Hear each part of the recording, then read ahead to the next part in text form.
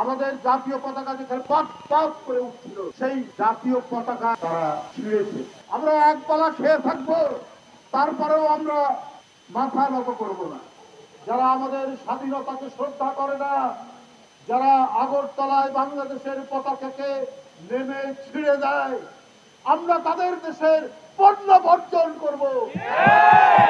আমরা তাদের দেশের যে আগে শাড়ি কিনতো আমাদের মা বোনেরা স্ত্রীরা, তারা আর ভারতের শাড়ি কিনবে না, তারা ভারতের সাবান কিনবে না, তারা ভারতের টুথপেস্ট কিনবে না, তারা ভারতের কোনো মশলা কিনবে না। আমার দেশ, আমরা স্বনির্ভর। আমার এখানে পেঁয়াজ হয়, ভারতের পেঁয়াজের চাইতে আমাদের পেঁয়াজের ঝাঁজ অনেক বেশি। ভারতের মরিচের চাইতে আমাদের মরিচের ঝাল অনেক বেশি। আমরা যদি আমাদের জায়গা না থাকে, আমরা ছাদের উপর মরিচ লাগাবো, আমরা বাড়ির উঠোনের মধ্যে আমরা পেঁপে গাছ লাগাবো, আমরা পেঁয়াজ লাগাবো, তাও আমরা ওদের মুখাপেক্ষী হব না। আমরা ভারতীয় পণ্য বর্জন করবো। বন্ধুরা আমার, আপনারা দেখেছেন আগরতলায় বাংলাদেশের সহকারী মিশন প্রতিদিন সেখানে 250 থেকে 300 ভিসা তারা অনুমতি দেয়। বাংলাদেশ সরকার সিদ্ধান্ত নিয়েছে, সঠিক সিদ্ধান্ত, তারা ভিসা বন্ধ করেছে।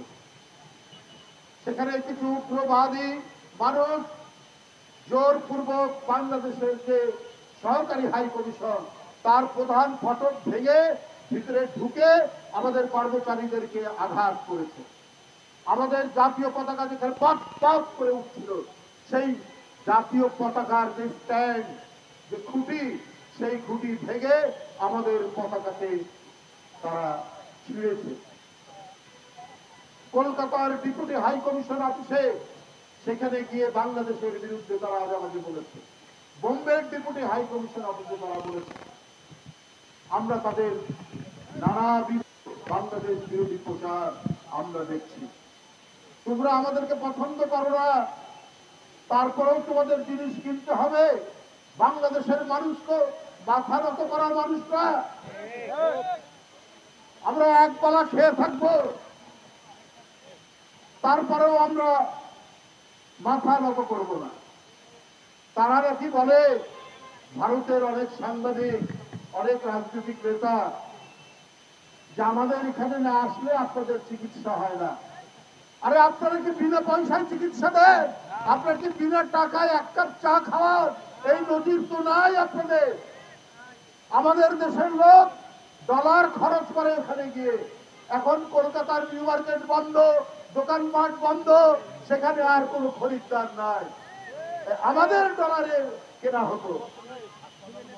আর আপনি, একজন ডাক্তার নাকি বলেছেন এইবার বাংলাদেশের রুগী আসলে, এবারে বাংলাদেশের রুগী আসলে সেখানে ভারতীয় পতাকা এমন ভাবে রাখা হবে যেন মাথা নিচু করে ঢোকে। আপনারা বাংলাদেশের মানুষকে চেনেন না। আপনারা অনেক জাতিকে সেখানে পদানত করে রেখেছেন যারা স্বাধীনতা চায়। এটা আপনাদের বিষয়ে আমরা বলতে চাই না, কিন্তু বাংলাদেশের মানুষকে চেনেন না।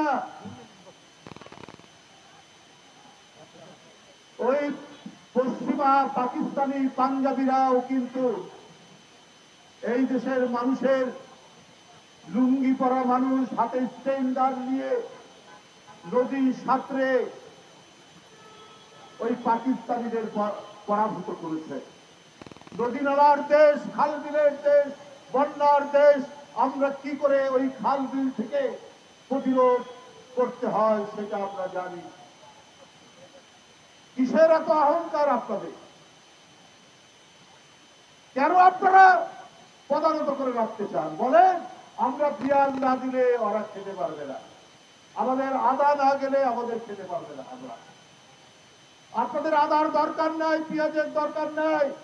আমাদের বান্দরবনে, আমাদের পার্বত্য চট্টগ্রামে প্রচুর আদা হয়, আমাদের নীলফামারীতে প্রচুর আদা হয়। আমরা আদার চাষ বাড়িয়ে দেব, আমরা রসুনের চাষ বাড়িয়ে দেব।